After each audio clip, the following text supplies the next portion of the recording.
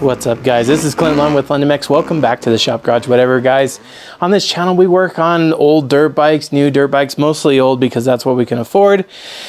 If you like going fast and don't like crashing very much because one, you can't afford medical bills, and two, you can't afford any time off of work, this is a channel for you because tell you what, guys, here, we like to just build some beautiful looking dirt bikes and, you know, maybe hit a couple trails or straightaways as fast as we can and then cut it out right there because, you know, no sending those 100-foot jumps anymore. Anyway, guys, welcome back to the channel. We are here in the shop, garage, whatever, and we are working finally on the 89 CR500. Now, let me fix the camera angle dangle here.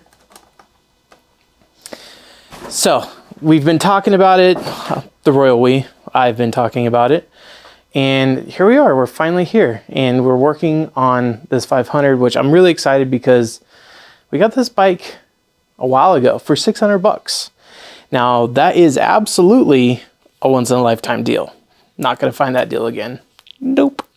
So if you missed that episode, it's actually in my, if you click on my videos and you go to the past, you could see when I picked this thing up for 600 bucks, the guy claimed it had no spark.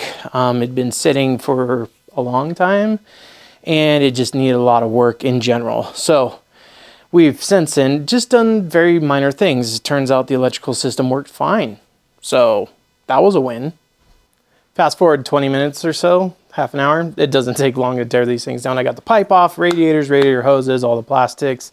So we got extremely, I mean, it kind of goes without saying, we bought this thing for 600 bucks. And like I said, if you guys missed that video, go back and watch it because it's kind of amazing. But this is about as far as I've ever torn it down, and I'm blown away. I mean, this thing is in fantastic shape, a fantastic candidate for what's going to be happening to it. What's going to be happening to it? Glad you asked. So I've always wanted a pure motocross 500. I mean, like pure, just. Yes, the Yamasaki is kind of a pure motocross.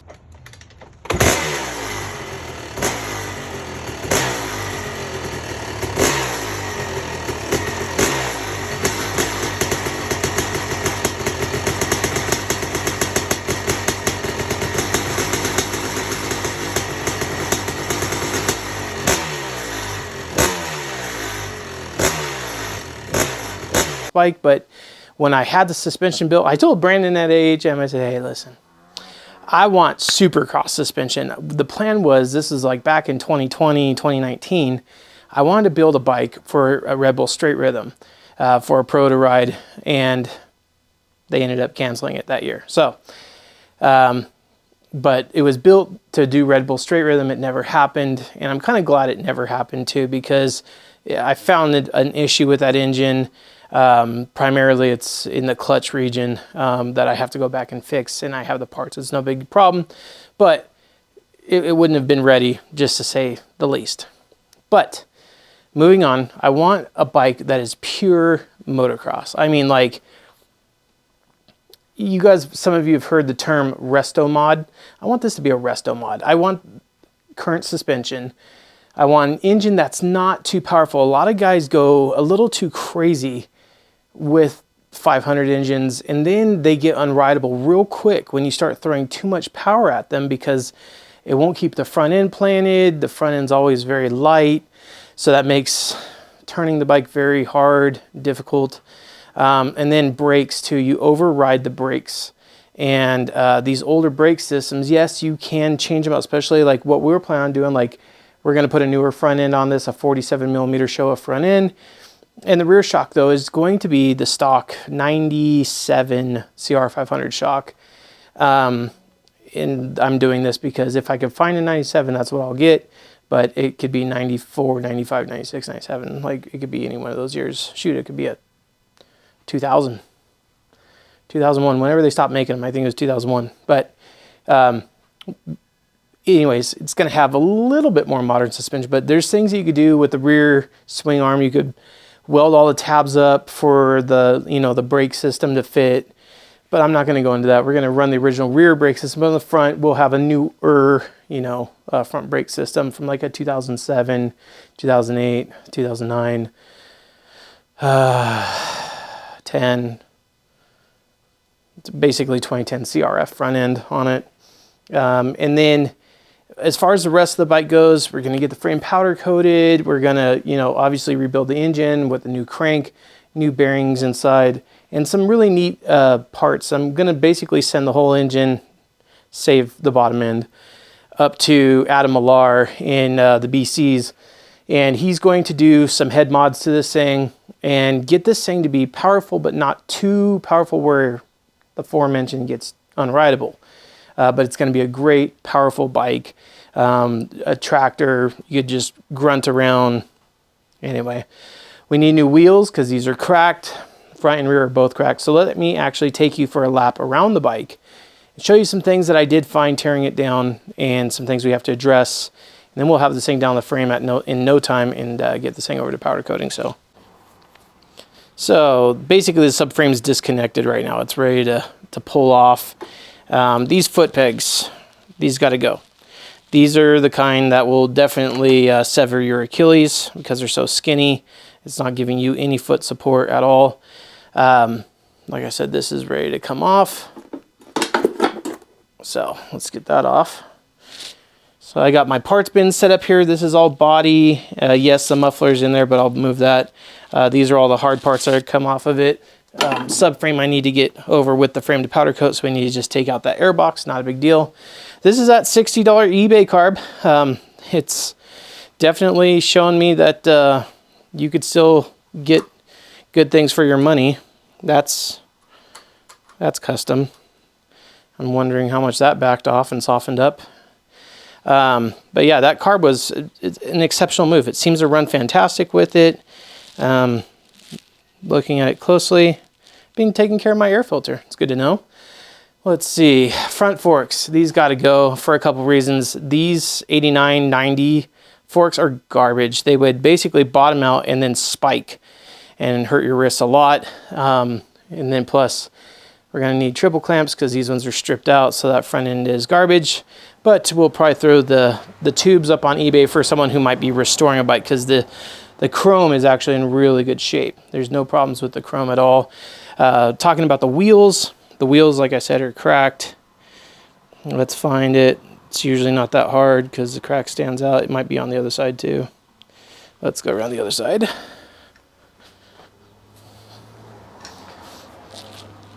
I know I saw it. I know I saw it. There it is. So yeah, front rim's cracked. So is the rear rim, which is not uncommon, guys. On these older Hondas, they didn't have the best wheels. I'll just say that. The wheels were about the only part really lacking on these back in the day. As far as the engine goes, guys, she's a runner. Like I could have ridden it today. I could have, you know, ridden 100 miles today and not had a single issue.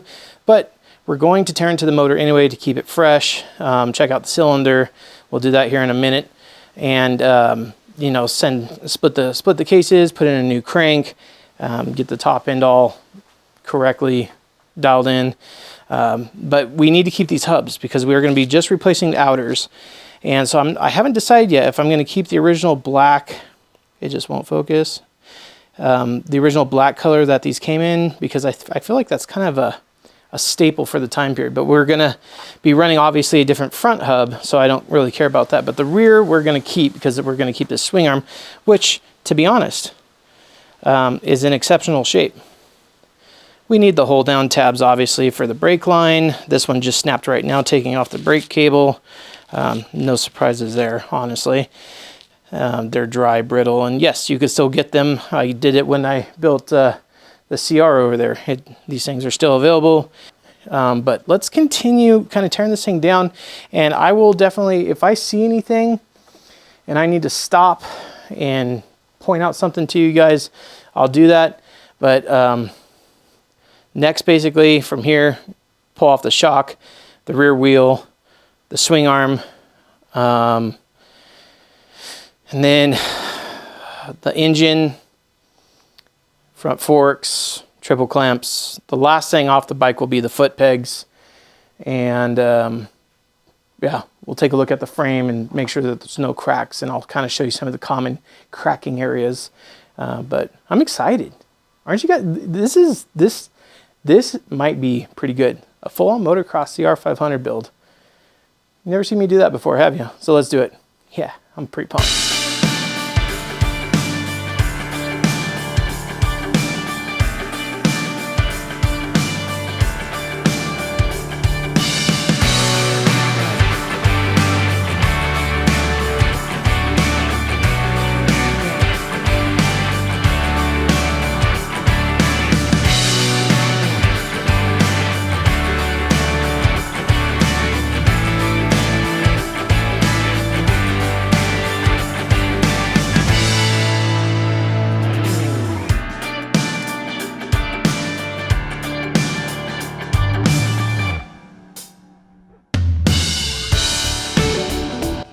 It's cool to see the old parts, the old race parts that used to be on these bikes.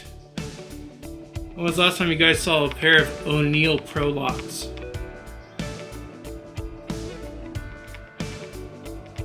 I just had to show you guys that before we took everything off.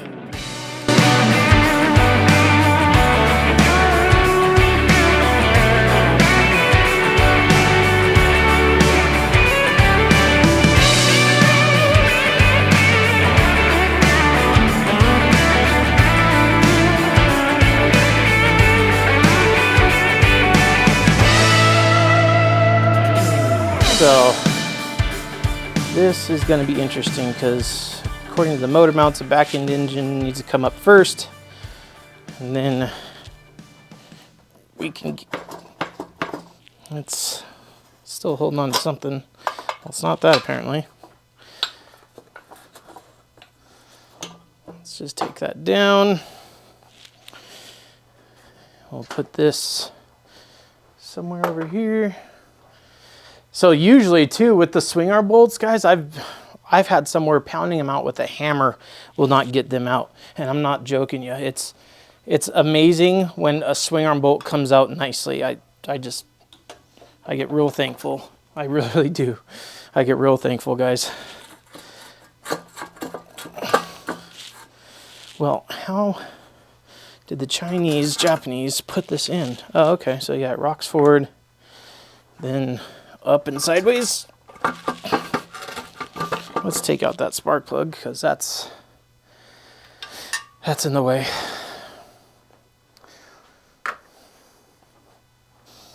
And we will continue fumbling with this until it falls on the ground.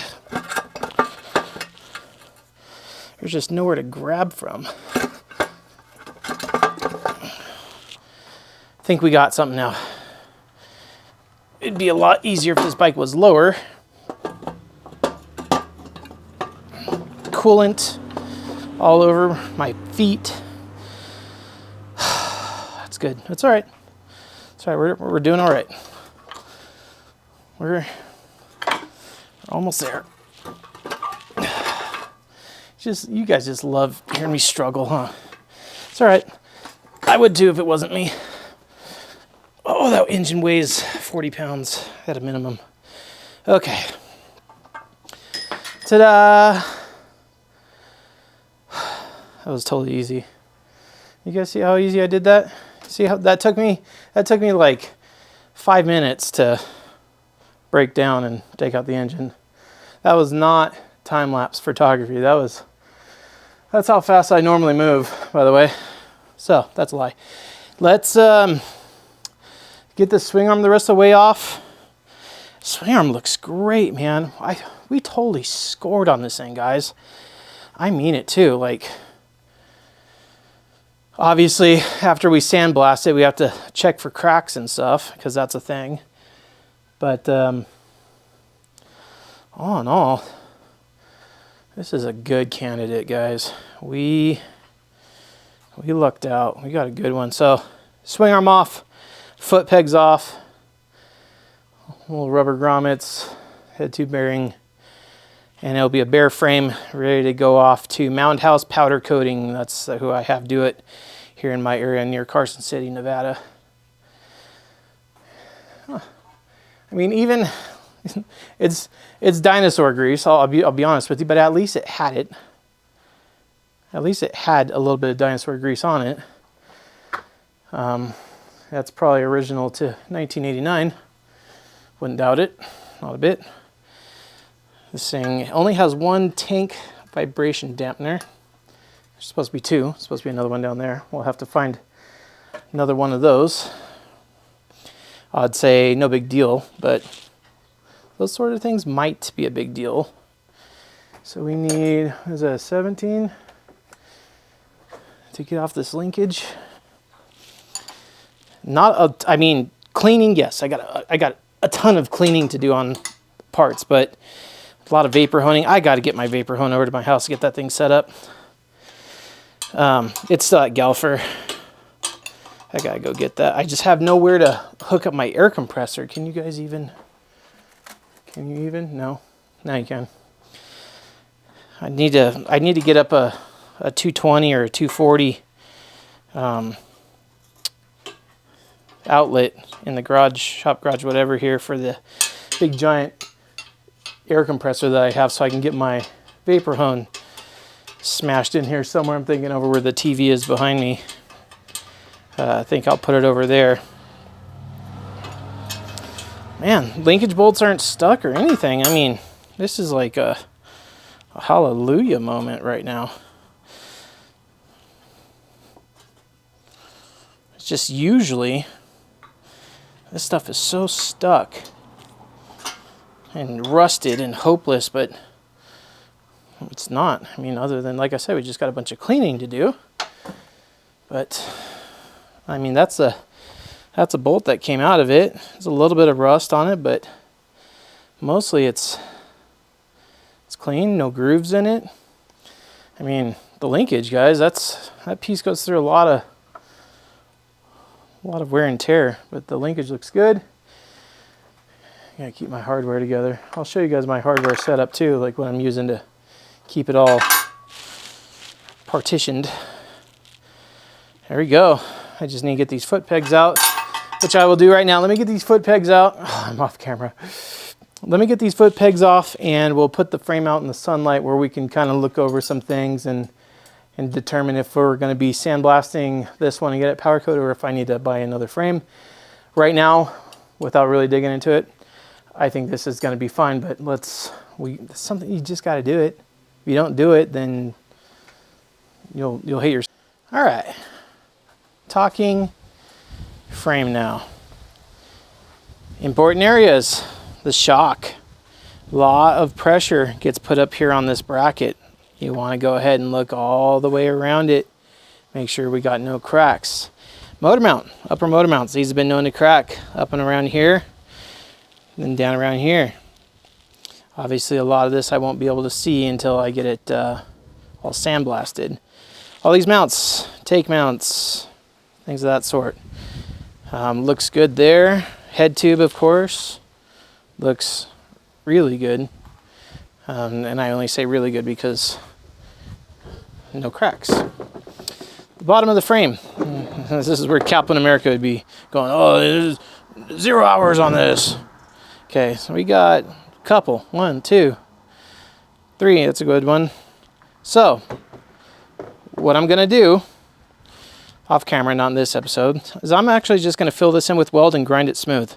That's not a big pocker, not a big pothole, but these two small ones, I'll do the same thing. Just lay a small little bead with my MIG welder in that, and then smooth them over with a flap disc. But the frame rails are in great shape considering its age. And then, of course, the lower linkage mounts, you want to make sure there's no cracks there, which I'm not seeing anything. This frame is 100% ready to get sandblasted, powder coated after I fix those two little dents, and then that's it. But wow, what a score. And that leads me to today's 1 Minute with Wagner. We are talking about pistons and why it is important to know when it's time to change it. Now, when I peek through the cylinder on 2 strokes anyway, you could pull out the expansion chamber and look inside the exhaust, and you could see with the flashlight the exhaust side of the piston. And until recently, I learned that just looking at the piston isn't always going to tell you exactly how it's doing. Hang on, let me explain. So this is a piston out of the Super Evo, right? Now, I'll show you guys the exhaust bridge here. Not bad looking. But really what you want to be paying attention to when you're looking at that is the machined hatches that go horizontally across a piston. I'll put up a picture of it here. When those wear away, now your piston has given up the ability to hold oil inside the piston, and as it's going up and down, once those grooves are gone, now your piston has no way of locking in the oil as it's sliding up and down the board. This is something that I just recently learned. This isn't something that I've known forever. I used to thought that as long as the piston didn't have any vertical, seizing marks or anything like that, it was good to go. Sure, you'll find some on the intake side because that's where you get your dirt that would come in through your air filter or your air box. So I thought it was, okay, you just got to be better about changing your air filter. Well, that is true, but ultimately, pull off your expansion chamber, guys. Look up and through your cylinder and stroke your piston up and down. See if you have any of those horizontal hatch marks that come from the manufacturer. If they're missing, it's time to replace your piston, because now your piston does not have the ability to lock in that oil inside those grooves as it's going up and down inside your cylinder a million miles an hour. So guys, with that, that's been your 1 minute with Wagner for today. Good news, guys. The engine's on the bench. You know what that means. It's time to pull this thing down, see how healthy or unhealthy it is. Always a time that I'm a little bit nervous. Not really. I kind of know largely what I'm getting into. Assuming the bike was a pretty good runner. I do expect some vertical marks on the piston, which means that the cylinder also should have some vertical marks from some dirty air coming in because we took it to the sand dunes. And other than that, I expect a very in good shape engine, if that makes any sense at all. These engines, guys, they've been known to last quite a long time on a piston. Back in the day, I remember my dad telling me that, these things could go 100 hours, 150 hours. I mean, back in the day, guys, they didn't run hour meters. There wasn't a lot of guys that were tracking their hours in a booklet on these things just because they always ran. And when it stopped, you rebuilt it, The whole maintenance thing has really changed in the recent days with parts being so freaking expensive. And I guess it's pretty easy to understand that, inflation changes things, but who knows? Back in the day, a $50, $70 piston could have been pretty expensive to a lot of guys too. Times change. Here's our head right now. Good burn, good pattern. Definitely no worries there. Piston is at TDC right now. Head gasket. I love that Hondas use these thin pressed steel, aluminum, whatever they are, gaskets. I love that. Everyone else used like the composite, and God, they suck. They just horrible, horrible, horrible designs. They don't last. That's what Hondas are known for though, guys. Their quality. There we go. Break the seal.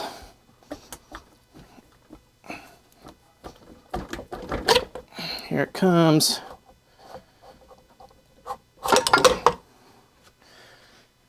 Oh, coolant. What is up? Everywhere. Put the cylinder over here. That is such a big piston. Look at that thing.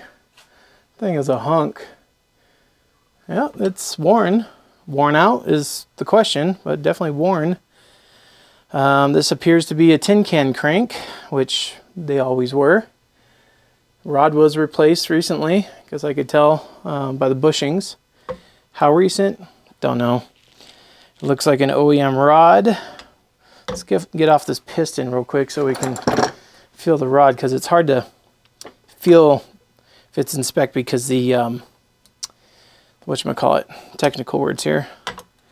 The wrist pin bearing gives some slop to it.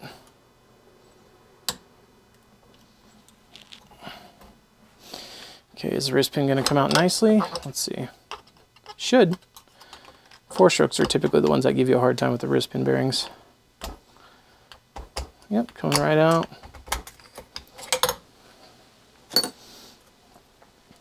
Wrist pin. Can you hear it? It's rattly, so it's loose. It needs to be replaced. Piston, worn out. So we got some, I believe these are cold seize marks. When you see that, that's cold seize. That's revving the engine, going on it too hard, not letting it warm up. And then we got some shivering marks, some vertical chatter marks from it being a little low. That's probably once again being low on the temperature. Not 100% an expert on that, but from what I know, that's what those marks indicate. So no one drilled the piston on this one. You're supposed to drill 2 vertical holes on these to allow oil to get to the bridge of the cylinder. So we'll take a look at the bridge of the cylinder and make sure that that's not scored. But a little seize mark there at the top, probably from not having those oiling holes. Largely though, what you would expect to see out of, I'd say somewhere 60 to 70 hour piston. That's about what that is. So if I knew exactly how many hours that was, that this bike has on it, then, you know, I could tell you if that was a good result or not. And if the bike had 30 or 40 hours on that top end, I'd say, ooh, not good. Yeah, crank feels tight. Very little rod play at all. Like I can tell because the way that it is, someone's replaced it recently. Show you what I mean. The bushings on the side of the crank are new, and that typically indicates it's been changed or serviced. And from what I know, this is the stock rod on these. I'm on the light there. Focus. KSP or KA5P says on it. I don't know. I'll have to look up and see if that is the OEM rod, but I believe it is. But we're replacing it anyway and splitting the cases. But let's take a look at cylinder. So I had to come back, put the light on it, and show you guys this. We got some markings. Can you guys see the little peppering marks there? That means at one point that piston shattered in here. You could see there's all kinds of little dents and check marks. So that tells me once upon a time this piston exploded. That's why the crank got replaced, and that's also why it got the newer cylinder, because that's not the 86 cylinder. But wow, guess I'm not completely surprised by that, but wow. So yeah. The crank has been replaced. Anytime that you splinter a piston like that, yeah, it's something you want to do.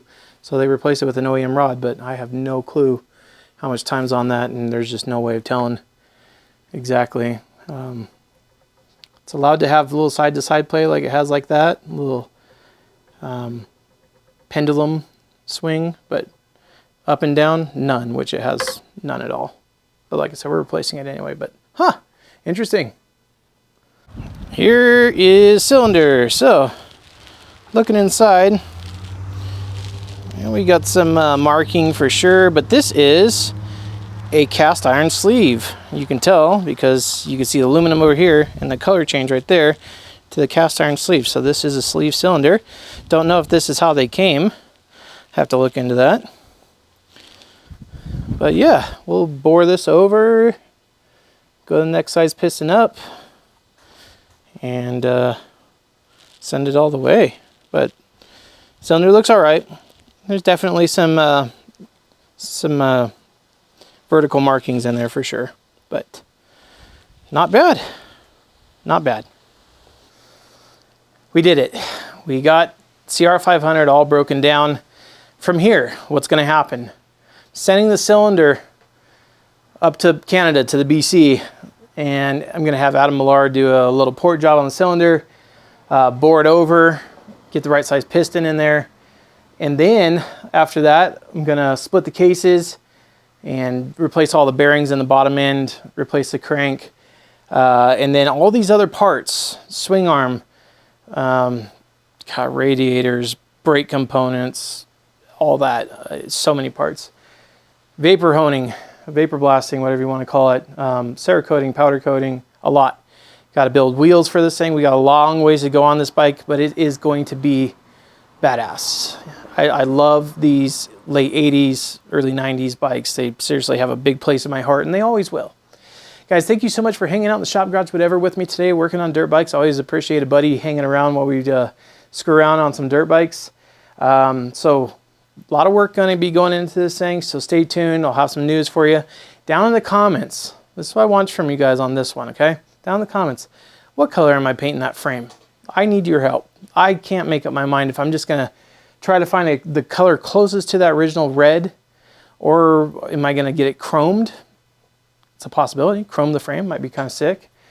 Engine I'm going to black out. I love blacked out engines with all black hardware. I thought about blacking out the frame, but then it kind of gets muddled, and I don't want to do that.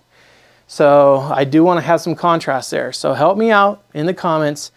You know I'd like to be a little bit wacky on frame color. As long as it ties in with the red of the plastics, the black of the motor, I'm willing to hear what you guys have to say. I can tell you right now, I have nothing in my mind that I'm leaning towards. I've thought about silver. I've thought about sending out and getting it chromed. I've thought about painting it white like the 1990s, but then it's a 1990, and I don't want to do that because this is an 89. I've thought about just doing black, but then with the black motor, it might get kind of muddled out. Help me. I need your help. And you could think of wacky color too. That is, as long as it fits, I'm down to hear it. Drop it down in the comments, guys. I love every single one of you. I will see you guys in the next video. That is a promise. Peace out for now. I need to clean up, tool up, and go take a nap or something. Probably not. But anyways, see you guys on the next one. Over here, check out this video. If you guys didn't see this one yet, click on this video and go check it out. Over there, if you haven't done it yet, you could subscribe. It's absolutely free, and then you get to come and hang out and work on dirt bikes with me. So it's your choice. See you on the next one.